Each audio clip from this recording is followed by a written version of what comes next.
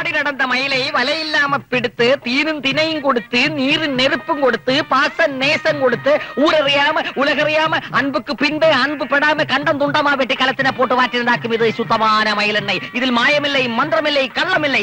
Hello, good morning, good afternoon and good evening. ഞാൻ എപ്പോഴും ഏത് വീഡിയോ ഇറക്കിയിട്ടുണ്ടെങ്കിലും ഇൻ്റർനാഷണൽ ഇറക്കിയിട്ടുണ്ടെങ്കിലും ഇത് പറഞ്ഞിട്ട് സ്റ്റാർട്ട് ചെയ്യത്തുള്ളൂ. എന്ന് പറഞ്ഞാൽ എല്ലാ ടൈം സോൺസിലും എൻ്റെ പേഷ്യൻസ് ഉണ്ട്.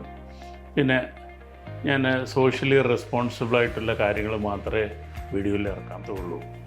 ഇന്നത്തെ പ്രധാന പ്രശ്നം ഞാൻ അവതരിപ്പിക്കാൻ പോകുന്ന തെറ്റായിട്ടുള്ള കുറേ പ്രചാരണങ്ങൾ നടക്കുന്നുണ്ട്. വെരിക്കോസ് വെയിൻ വെരിക്കോസ് ഓയിൽ, ഇങ്ങനെയുള്ള കുറേ ഓയിലുകൾ ഇറക്കിയിട്ടുണ്ട്. ഈ ഓയിലിൻ്റെ പ്രശ്നങ്ങൾ എന്താണെന്ന് ആദ്യമായിട്ട് നമ്മൾ ഓർക്കേണ്ട, സ്കിന്ന് വളരെ ഒരു ബിഗ്ഗസ്റ്റ് ഓർഗൻ ഇൻ ദ ബോഡിയാണ്. അതിനകത്ത് സെബേഷ്യസ് ഗ്ലാൻഡ്സ് ഉണ്ട്.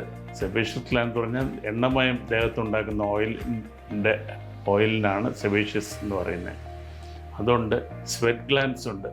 സ്വെറ്റ് ഗ്ലാൻഡ്സ് എന്താ ചെയ്യുന്നത് പറഞ്ഞിട്ടുണ്ടെങ്കിൽ, സാധാരണ അണുക്കൾ വർദ്ധിക്കാതെ ഉപ്പ് രസമുള്ള സാധനമാണ് അത് ഗ്ലാൻഡ് സെക്രറ്റ് ചെയ്യുന്നത്.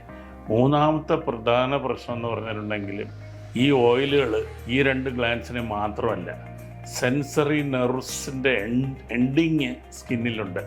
അതിൻ്റെ പടം ഞാൻ ഇട്ട് തരാം. അന്നേരം ഇത് മൂന്നും അങ്ങ് ഡിസ്ട്രോയ് ചെയ്യുക. ഇത് മൂന്ന് നെർവ്സിനെയും സ്വെറ്റ് ഗ്ലാൻഡ്സിനെയും സെബേഷ്യസ് ഗ്ലാൻഡ്സിനെയും ഡിസ്ട്രോയ് ചെയ്യുമ്പം തൽക്കാലം സ്കിന്ന് കുറച്ച് ഹാർഡാവും. സ്കിന്ന് കുറച്ച് ഹാർഡാവുമ്പോൾ ഇതിൻ്റെ അടിയിലുള്ള വെയിൻസ് തൽക്കാലം മറയ്ക്കപ്പെടും. പക്ഷേ എന്തെങ്കിലും ഒരു വ്രണം വന്നാൽ, ഇത് ആയുർവേദം എന്ന് പറഞ്ഞാൽ ആയുർവേദക്കാരുടെ പേര് മോശപ്പെടുത്തുക, അലോപ്പതിക്കാരുടെ പേര് മോശപ്പെടുത്തുക. ഒരു വ്രണം വന്നാൽ അവർക്ക് ചികിത്സിക്കാൻ അറിയില്ല.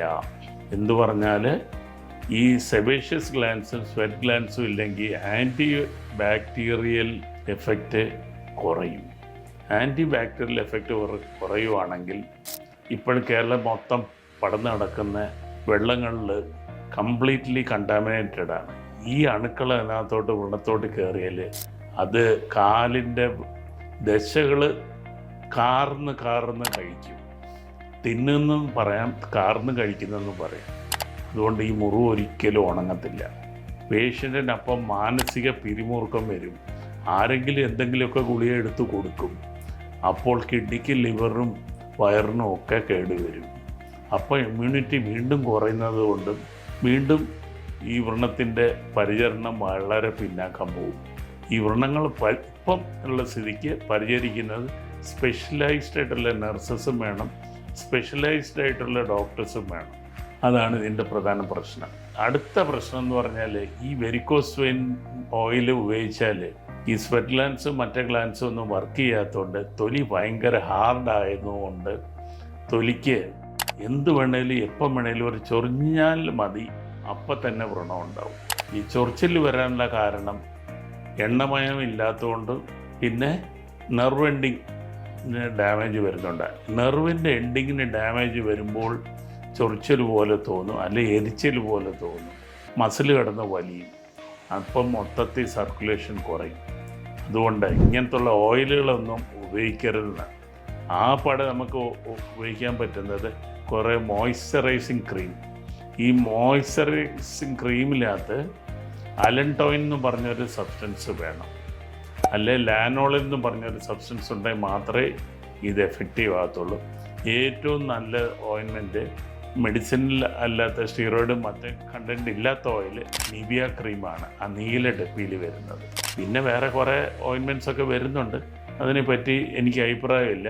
മാർക്കപ്പ് ചെയ്ത് 300, 400, 500 രൂപയുടെ ഓയിൻമെൻറ്റ്സാണ്. ഈ ഓയിൻമെൻറ്റ് പരട്ടിയിട്ട് ചിലപ്പം മെച്ചം ഉണ്ടാവും. ഏറ്റവും നല്ല നിവിയ ക്രീം പരട്ടിയിട്ട് കാലൊന്ന് മസാജ് ചെയ്ത് കൊടുത്താൽ അവിടെ നീര് കെട്ടിക്കിടക്കുന്നത് മുകളിലോട്ട് കയറിപ്പോവും. മസാജ് ചെയ്തത് ഇങ്ങനെ തടകുന്നതല്ല, ഇങ്ങനെ പണ്ടത്തെ കാരണവന്മാർക്ക് നമ്മൾ കൊച്ചുമക്കൾ ചെയ്ത് കൊടുക്കുന്ന പോലെ തടകി പിഴിഞ്ഞ് മുകളിലോട്ട് കയറ്റണം. മുട്ടിൻ്റെ മുകളിൽ കയറി കഴിഞ്ഞാൽ പിന്നെ വിഷയമില്ല. Thank you.